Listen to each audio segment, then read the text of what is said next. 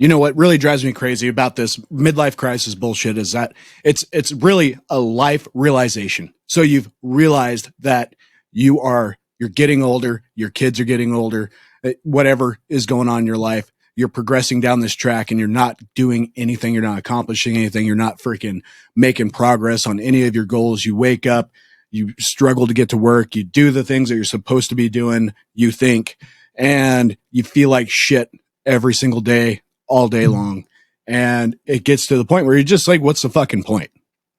And that's when you hit that midlife crisis moment right then is, it's a defining moment, a DM. And this is something that is just, I can't stand in our culture where because I want to strive to be something more, because I want to actually make a difference, whether it just be in my kid's life or be in, a bigger way, a grander way, then why do you have to put your fucking shit on me? Why do you have to tell me that I am the one who is making a mistake? I am the one who's on drugs. I'm the one who's, neglecting my children or whatever. But children don't learn from being taught. They learn from watching. And the worst thing you can do right now is show your kids that it don't matter, that your physical health doesn't matter, that your career doesn't matter, that, they don't matter as well. Like, you have to really put it out there and show them, hey, I'm trying, I'm doing what's best for all of us by working on myself as well. So, it comes in different forms, or guy goes and buys a sports car and everything, because in a way he's visualizing what he wishes he had strived for long ago, instead of doing what the society norm is, by going to college and getting this expensive fucking degree that really doesn't matter anymore these days. It used to, but now it doesn't. A great example of this on my personal level is I graduated the 9th grade. Well, my wife likes to say, you didn't graduate shit. I finished the 9th grade. And she's right. But I have consistently out-earned all of my siblings that have masters and doctorates every single year. And I don't do anything special. I just learn from the people who know what's going on, and then I implement it. And I just copy. I just do the same thing they're doing. It's not difficult. But now those same people want to pin on me. He must be, I think he's addicted to cocaine. He's, blah, blah, because I did cocaine once, right? Well, a couple times, but that was another life ago after I had that moment. And really, I just hated my freaking life and I wanted an escape. So I went to what was in front of me. I didn't go find it, but it was offered at a bar, right?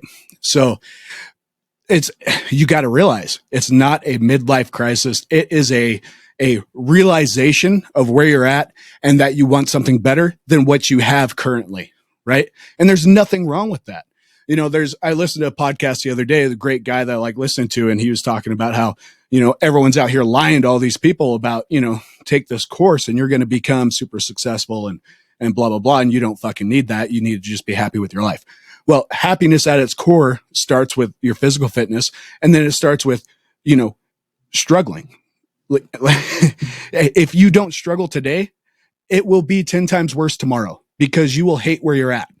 It's not enough. That's why you see issues like overeating, and you see all these other problems in our society where, it's really because you're not happy at the core, because you're trying to find happiness in shit that don't matter. Like in your Sunday football games or whatever. Those are great outlets. Sure. But if you're walking around wearing a fucking jersey all the time and you're doing, you're trying to be this super fan for someone else who is living his dreams, who is, passionate and willing to struggle and suffer, because that's what passion is suffering, suffer for these goals and achieve a greater, legacy in his life or her life even. That's not living. That's not being anything but a follower. And being a follower is the most non-gratifying thing you can do. When it comes to men specifically, you should be a leader in your house. You should be directing everything that's going on within your house and working with your partner, not telling her what to do, but working with her to make these things happen. right?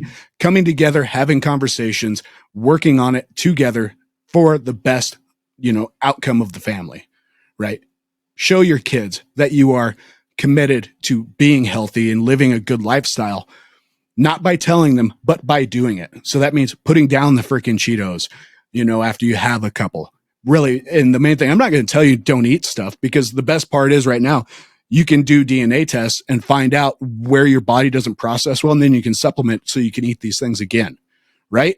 This is like hidden knowledge for some freaking reason.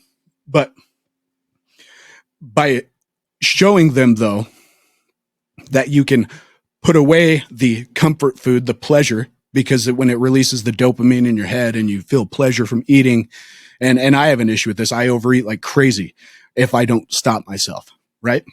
But showing your kids, hey, I am taking control of my life. I'm taking control of my actions.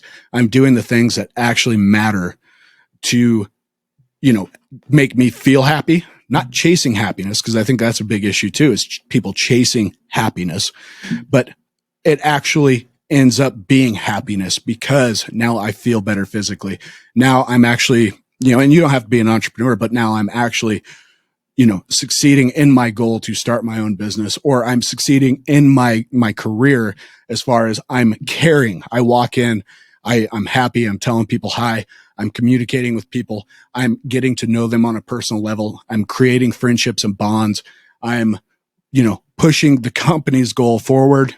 And, if it's not a good company, then why the fuck are you working there? Right? You should find a different job. If they're shitheads and they don't give promotions, and your manager or superintendent or whoever it is just a turd, and he's, that he'll never give you that promotion, then why are you there? There's no reason to be there. And if anything, and I actually did this once, I went to the actual owner and was like, this guy's a shithead. He does not care two shits about anything. He's put these things off on me, these things off on other guys. Other guys told him the same thing. But at the end of the day, they were best friends. So he got rid of me. And then the other guys, they kept their jobs, which is fine. Whatever. It's your business. You want to, sacrifice quality and passion and attention to detail for people who are just your buddies. That's your own prerogative, right? But it doesn't create a cycle of growth within the company. You're never going to do anything, right? And so if you are with one of those companies, point being is why you really shouldn't be. There's no point. There's no potential for you.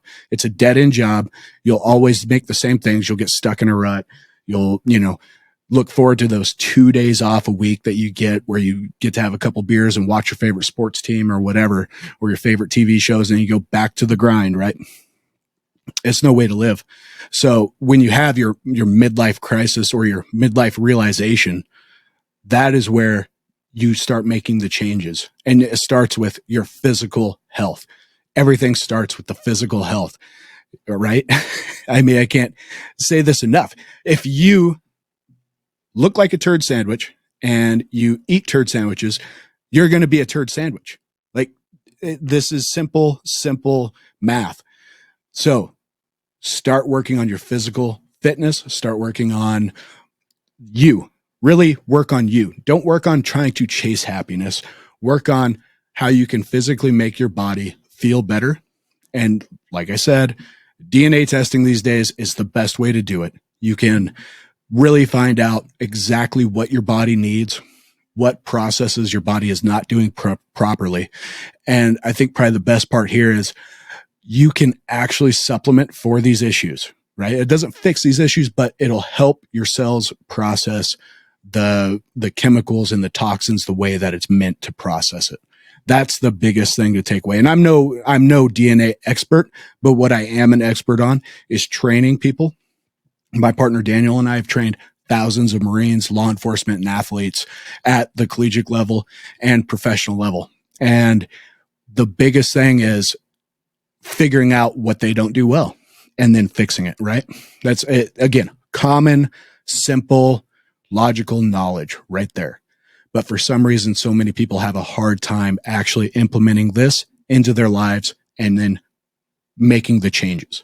The second thing there, beyond DNA testing and then supplementing for what you have going on, Or let me go back.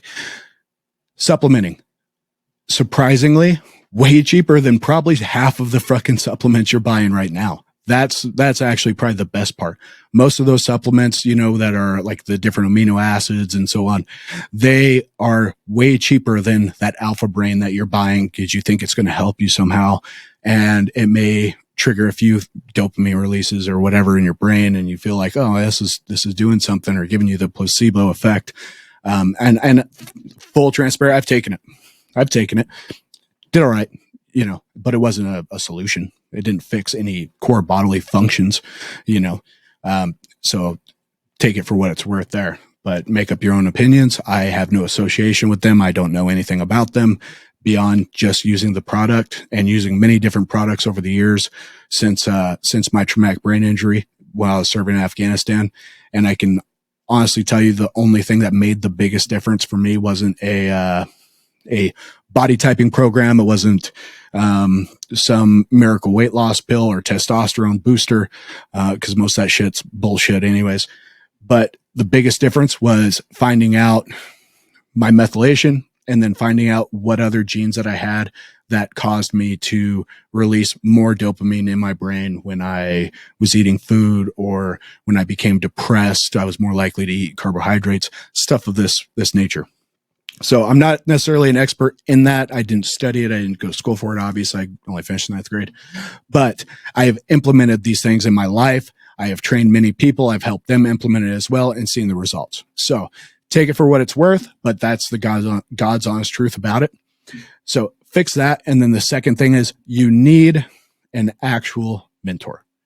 Okay. There's a study out there. I cite this in another video where it's something ridiculous. Like 80% of people who did a weight loss program or some kind of workout program or something failed because they did not have mentorship, and they didn't have that support at the base. Right. And these days, this is one of the greatest things about the internet. Hopefully it doesn't go away with AI probably going to crash and ruin everything. In my opinion, it's amazing, but you know, we'll see if the dangers come true. But mentorship, you can find it anywhere. There are so many groups, different people on Facebook, myself and Dan, a lot of us out there that can help you stay motivated and push you towards your goals, as well as train you remotely. So that is a huge concept. Now, if that doesn't work for you, I'm not going to tell you it is, but if it doesn't work for you, you can go to the gym, get a trainer, work with them. The one thing I will say about that is they better be just as motivated as you. They better have that life realization moment already where they know that they are working to change someone's life. They are not working to make a paycheck at the gym while they get to do something they love, right? There is a difference. You know, there's a huge difference. And I think the best trainers out there, they're the ones who truly, they live a life of service. They're looking to fix people because it gives them joy. I believe it was Denzel Washington who said the greatest or the most selfish thing that you could do is help someone else. And it's true. Like it's so true. Helping someone gives you such a rewarding feeling because it goes all the way back to the caveman days and the tribal days where you work as a community to achieve goals. And that is where you're really going to find true happiness and not even trying to find it. Right. So today's message is, you know, get out there and start learning about your physical health, start learning about what you can do right now that is going to help you achieve actual happiness instead of chasing happiness. And if you're not happy in where you're at, realize that this is your one and only life, your one and only life. And I can tell you, after serving in Iraq and Afghanistan, I've watched too many people die who did not know they were going to die. And it's a real bitch. It's going to come out of nowhere. It's going to happen to all of us. So quit fucking wasting your time on other people's dreams or other people's goals, but also have a life of service. So actually help your community at the same time, because for some reason, God instilled in us a trigger, a mechanism that creates happiness when you do this. You can't help but be happy when you help your friend. Now, take that to people you don't know, and it goes to a whole another level of happiness and gratefulness. So, stack your gratitudes, work on your physical health, start helping people, and you will not believe the change you will see within your own life, because it's not all about you, but it's all about you. Have a good day.